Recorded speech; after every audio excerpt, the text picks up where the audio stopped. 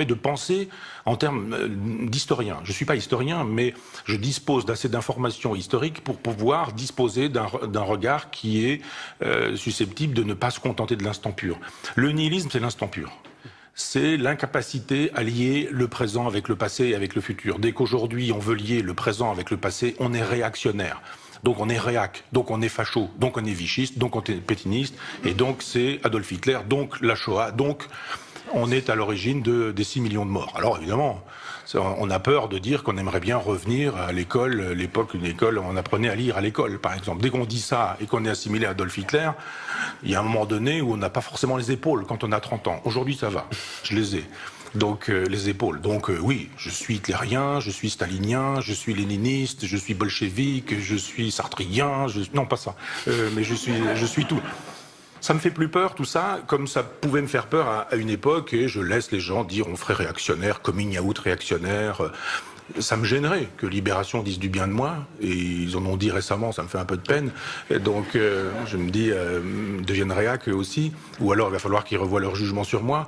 Mais je pense qu'il y a juste un moment donné où on se dit, si on a lu Braudel, ce qui est mon cas, et qu'on ne s'est pas contenté des analyses de Braudel, qui nous parlent de la Méditerranée, c'est sympathique, la Méditerranée, les analyses de Braudel. Ce qui est intéressant chez Braudel, c'est la longue durée. Et on se dit, nous sommes dans une longue durée qu'on ne saisit pas parce qu'on est dans l'instant pur. C'est l'instant du tweet, c'est l'instant de l'info. Un clou chasse l'autre. Il y a une information, le centre du monde, c'est vous. Mais demain, c'est plus vous. Et le surlendemain, c'est plus celui qui faisait le centre du monde la veille. Et puis, etc., etc. Et puis, on a perdu la mémoire de tout ça. Donc, celui qui dit, mais le présent, il s'enracine dans le passé, il produit des effets dans le futur, c'est quelqu'un dont on dit, mais ne seriez pas un peu réac, vous voudriez faire de l'histoire? Mais il y a un éternel présent, et l'éternel présent, c'est la vérité, c'est l'éternel présent de l'instant, de BFM Télé, enfin de cette espèce d'image en permanence qui ne nous dit rien d'autre qu'il y a de l'image. Et moi, je dis non, il n'y a pas que de l'image. L'image, elle est enracinée. L'image, elle nous dit quelque chose. L'image, elle provient d'un monde. Et l'image, elle va vers un monde. Et quand on voit ça et qu'on dit, mais et si nous faisions un peu d'histoire, et si nous pensions l'instant dans une relation pas l'éternité, n'allons pas jusque-là, mais à une histoire de longue durée, de fait, on arrive à la question de la civilisation. Question interdite quand on est un homme de gauche. On n'a pas le droit. Si on commence à poser la question de la civilisation, ministère de l'identité, UMP, Vichy, Pétain, fasciste, nazi, Auschwitz, etc., et ça continue. Donc c'est vrai que ça devient difficile, mais comme c'est tous les jours, on se fait insulter, il y a juste un moment donné où ça fait sourire, quoi. Et on se dit, tant pis, mais je vais proposer, mais ça on est déjà dans le tome 2, une pensée de la civilisation, justement parce que nous sommes dans le nihilisme. Tout le monde est d'accord. Nous autres, civilisations, nous savons que nous sommes mortels, comme dit Paul Valéry, et on ennuie même les lycéens avec des sujets de philo, avec cette question-là. Donc tout le monde est d'accord, mais personne n'est d'accord. Parce que si vous dites que nos civilisations sont mortelles, et que vous dites, mais alors la nôtre, est-ce qu'elle ne l'est pas mortelle? Est-ce qu'elle ne serait pas même un peu mourante, moribonde, voire morte? Ah, décliniste? Vichy, Pétain. Donc vous dites, bon, ça va devenir difficile, mais j'en ai fait mon pain quotidien, et je me dis, c'est plus mon problème de savoir que, je sais pas quoi, les Inrecuptibles, Télérama, ou le Nouvel Obs, tous ces gens-là disent de moi que je sais pas quoi, un réac, c'est pas mon problème. C'est leur problème, ça leur fait vendre du papier, il y a à peu près que ça qui les intéresse. Mais moi, je veux essayer de penser des choses qui me sidèrent. Et des choses qui me sidèrent, c'est que, par exemple, la gauche puisse nous dire aujourd'hui que les pauvres n'ont qu'à porter, les femmes pauvres n'ont qu'à porter les enfants des riches. Et qu'on doit pouvoir louer les utérus. Ça s'appelle de l'esclavage, ça. De dire aux femmes, vous allez louer vos ventres, les pauvresses là. Il n'y a plus de boulot, vous n'avez qu'à louer votre utérus. Aux riches qui, eux, vont faire des enfants, etc. Oui, merci Pierre Berger, on vous donne même une médaille. Et récemment, François Hollande lui a donné, je ne sais pas quel grade, dans la Légion d'honneur. On se dit, mais si je suis de gauche, il faut que je soutienne ça, donc. Parce que si je ne soutiens pas ça, Vichy, Pétain, etc. Je dis, non, je défends pas ça. Je suis désolé, mais moi qui suis de gauche, je pense qu'il y a un autre destin pour le ventre des femmes que de porter les enfants des riches qui veulent pas de vergéture. Ou des riches qui veulent pas s'ennuyer avec les grossesses ou ce genre de choses. Plus d'autres choses. Les psychanalystes pour chiens. Une télévision qui vient d'arriver sur le marché, qui est une télévision pour les animaux. Vous allez me dire, il y a déjà TF1, mais...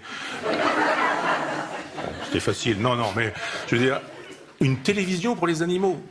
Vous vous rendez compte, il n'y a pas une télévision consacrée aux livres, Mais vous avez une télévision consacrée aux animaux. Ça veut dire que quand vous partez de chez vous, vous fermez la porte, eh bien, vos poissons rouges pourront regarder la télévision. Votre chien, votre chat, votre hamster, vos nacs, vos nouveaux animaux de compagnie, car vous pouvez aujourd'hui caresser des migales ou des boas, etc., etc. J'ai sur mon compte Twitter une rubrique que j'appelle des nouvelles du bas empire. Parce qu'effectivement, je regarde le réel et je me dis, je découvre l'autre jour que un garçon homosexuel veut faire des enfants, évidemment pas avec une femme, et sa mère propose de lui faire des enfants. Elle lui dit, voilà, on fait une insémination artificielle, donc le garçon va se tripoter quelque part et donne à sa maman, fait l'offrande à sa mère de son sperme. Elle se fait inséminer par le sperme de son fils, fait un enfant, trouve ça normal, c'est de l'amour de son enfant et de son fils, etc. Et pas de problème pour ça. On est dans une logique où effectivement la haute technicité que sont les procréations médicalement assistées va permettre aujourd'hui de légitimer l'inceste. Ça veut dire que les chiens regardent la télé, que les mères portent les enfants de leurs fils, que, enfin je me dis, mais est-ce qu'effectivement quand on est de gauche, ces choses-là, on doit les défendre ou est-ce qu'on ne doit pas dire arrêtez ? Arrêtez. Je pense qu'il y a juste un moment où on est en train de s'affoler complètement et je pense qu'une civilisation ne s'honore pas quand elle n'a plus que ce genre de choses à proposer. Une télévision de service public qui fait des choses terribles en matière de culture, rien, mais voilà, et une télévision pour les chiens. Et il y a plein d'informations comme ça qui nous permettent de dire, ben oui, ça va pas, il y a un problème, ça ne va pas. Il faudrait aujourd'hui, nous disait récemment Najat Vallaud-Belkacem, mais c'est encore être de gauche, de réactionnaire de le dire, mais que nous fassions des cours d'improvisation comme Jamel Debbouze à l'école. Et qu'en même temps nous supprimions le latin. Je veux bien tout ça. Mais est-ce qu'on a autre chose à proposer que l'arrivée des tablettes à l'école en disant il y a de l'illettrisme, on vous donne des tablettes, fini l'illettrisme. Donc je me dis, moi qui suis justement un fils de pauvre, hein, qui s'en est sorti avec l'école et l'école républicaine où on apprenait à lire, à écrire, à compter, à penser, etc. Et c'était le cas de mon père, qui l'a quitté de bonne heure et qui apprenait ça à l'école. Je me dis, est-ce que c'est vraiment quelque chose d'insupportable que de dire qu'on aimerait bien effectivement que l'école permette la méritocratie, c'est-à-dire que les enfants de classe modeste puissent s'en sortir parce qu'ils ne s'en sortent pas aujourd'hui avec ce qu'on leur propose, puisque ce sont ceux qui s'en sortent, ce sont ceux qui ont des parents qui leur transmettent des informations. Pourquoi est-ce qu'on a des fils d'eux partout ? Des fils de ceci, des fils de machin, etc., qui font de la chanson, qui font de la philosophie, qui font de la littérature, qui font du cinéma, qui sont acteurs, et qui sont tous des héritiers. Ils sont tous des héritiers. Si c'est ce qu'on veut, quand on est de gauche, alors j'ai du mal à croire qu'on puisse pouvoir dire qu'on est encore de gauche. Donc je me dis, il y a une espèce de nihilisme généralisé qui fait qu'un Premier ministre s'en vient dire que je contribue à la perte des valeurs quand c'est ce Premier ministre de gauche qui nous dit que les Roms, il faudrait qu'ils s'en aillent d'ici. Quand Valls nous dit que les Roms ont vocation à rentrer chez eux, on a juste envie de dire, c'est Marine Le Pen qui le dit ou c'est Manuel Valls qui est un homme de gauche. Donc je pense que quand on continue à avoir des valeurs de gauche dans un monde qui n'a plus aucune valeur, effectivement on passe pour un réactionnaire.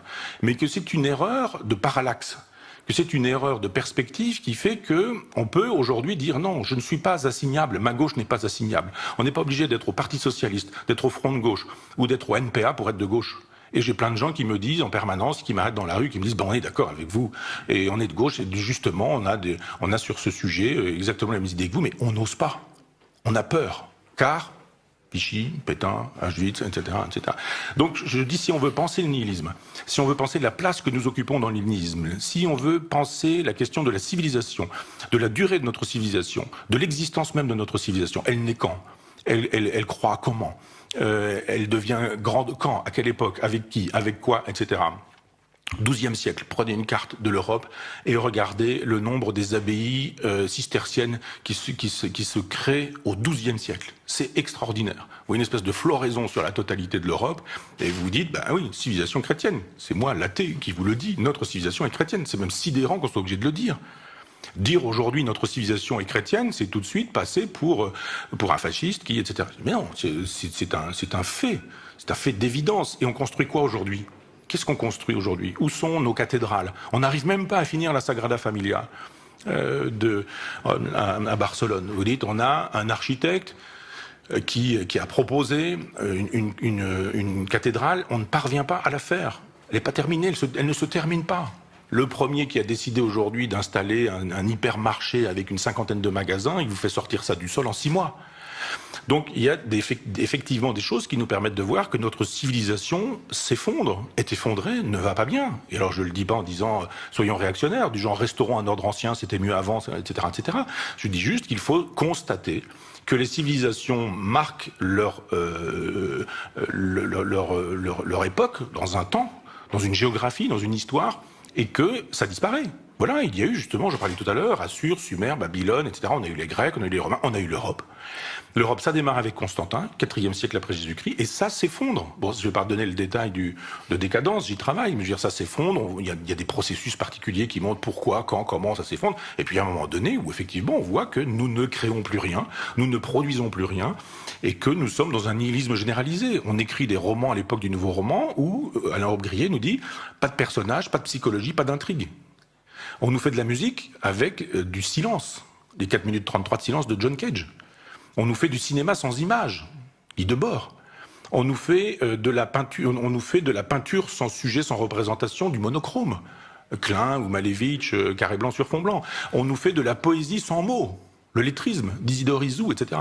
Donc vous regardez, il y a effectivement eu, après 14-18, une espèce d'augmentation du nihilisme avec le surréalisme qui a joué ce rôle-là, etc. Alors évidemment, si vous dites une chose pareille, on est tout de suite un réactionnaire, mais on voit bien comment cette invitation à tout détruire, de Tzara, Dada d'abord, puis ensuite de Breton, mais il y avait aussi avant le futurisme et Marinetti, comment tout ça accompagne, ça ne produit pas, mais ça accompagne, on obéit au fameux Zeitgeist de Hegel, l'esprit du temps. Et on voit que notre civilisation est en train de... C'est une queue de civilisation, que ça s'effondre et puis ça... Alors je dis pas c'est bien, c'est pas bien, etc. Je le constate en disant que nous ne pourrons comprendre le sens du nihilisme dans lequel nous nous trouvons que quand nous aurons compris que cette civilisation est en bout de course parce qu'elle ne produit plus rien. Et c'est ainsi. Et une civilisation, c'est vivant, c'est une espèce de corps vivant et il est normal qu'on fasse son deuil un jour de quelque chose qui n'existe plus. Donc d'autres civilisations sont prêtes. L'islam, qui est une civilisation déterritorialisée, mais peut-être aussi l'Inde, mais peut-être aussi la Chine, et qui sont des continents avec des spiritualités. L'islam, c'est une spiritualité, l'Inde c'en est une, la Chine c'en est une autre, confucianisme et taoïsme. Et je pense que quand Huntington nous dit qu'il y a un choc des civilisations, toute la gauche bien pensante nous dit pas du tout, c'est d'abord un type de droite qui le pense, donc c'est faux. Ben oui, mais bon, un type de droite peut dire des choses justes, et quand il dit effectivement qu'il y a des conflits de civilisation, le problème c'est pas de savoir si c'est une idée de droite ou si c'est une idée de gauche, c'est de savoir si c'est une idée juste. Et aujourd'hui on commence à dire, certains, moi, à l'époque, je disais déjà qu'il avait raison, mais certains commencent à dire « Ah oui, peut-être qu'il n'a pas totalement tort, mais on ne va pas complètement le dire, parce que ça voudrait dire qu'on s'est trompé, donc on ne va pas dire qu'on s'est trompé. » Mais oui, il y a des blocs, ce sont des blocs de spiritualité, les blocs de spiritualité supposent des religions, et la courbe de notre civilisation épouse la courbe du christianisme, et l'espèce de fatigue du christianisme va avec la fatigue de notre civilisation, et nous en sommes là. Donc il nous reste... pas grand-chose à faire. Je prends souvent l'exemple du Titanic qui coule. Je dis juste grand sourire, soyons élégants et puis buvons des bons vins avec des gens qu'on aime et le bateau coule et ça sert à rien de vouloir mettre des rustines.